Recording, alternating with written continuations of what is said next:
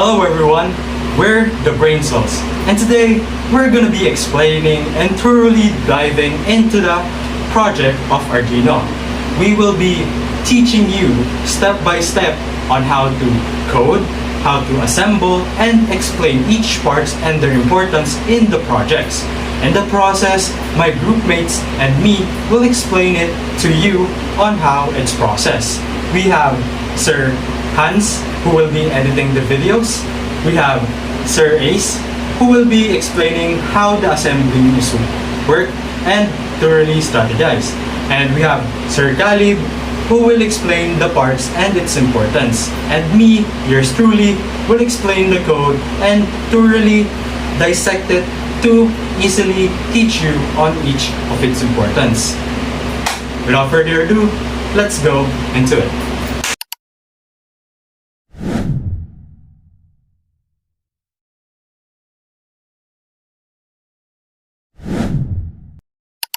The Brain Cells presents Arduino Project 11. Interact with Servo. The first one is jumper cables FM. Connects female pin headers to male headers or breadboards. The second one is jumper cables MM. Connects male headers on both ends, typically used on breadboards or between modules. The third one is 10K potentiometer, variable resistor used to adjust voltage, ideal for analog input. And the last is servo motor, precision controlled motor for angular movement used in robotics and actuators.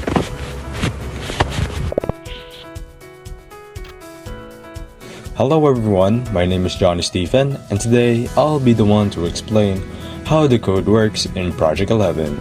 So in this project, we're making a servo motor move by using a potentiometer, kind of like a volume knob. First, we include the servo library because the Arduino by itself doesn't know how to talk to a servo. Then we make a servo object called myServo.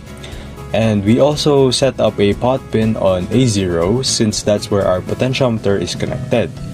We also added a variable called the val to store whatever number the potentiometer gives us. Next, in the setup function, we just attach the servo to pin 9. That's like saying, okay Arduino, the servo is plugged in here, so control it through this pin. Now, in the loop section, here's what's happened. The Arduino keeps reading the potentiometer value, which is between 0 and 1023. But a servo doesn't understand numbers that big. It only moves between 0 degrees and 180 degrees. So we use the map function to shrink that big range down into servo's range. After that, myServo.right val moves the servo to the right position. So if you twist the potentiometer, the servo moves with it almost instantly. A little delay of 15 milliseconds just gives the motor time to keep up. So basically, turning the potentiometer knob is like steering the servo. Whenever you turn it, the servo follows. This is the project number 11, the controllable microservo. So the components you will need are 10K potentiometer, microservo, Arduino Uno, jumper wires FM, jumper wires MM. So this project is controlled by the 10K potentiometer. So it will turn the microservo for 180 degrees.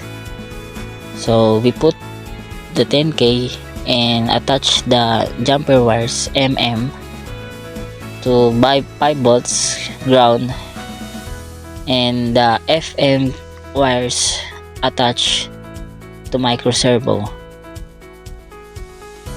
and we will attach it on this section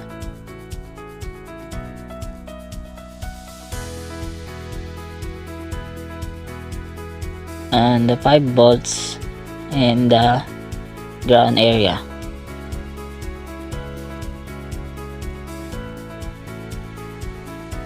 And that's it. We can control it now, the micro servo.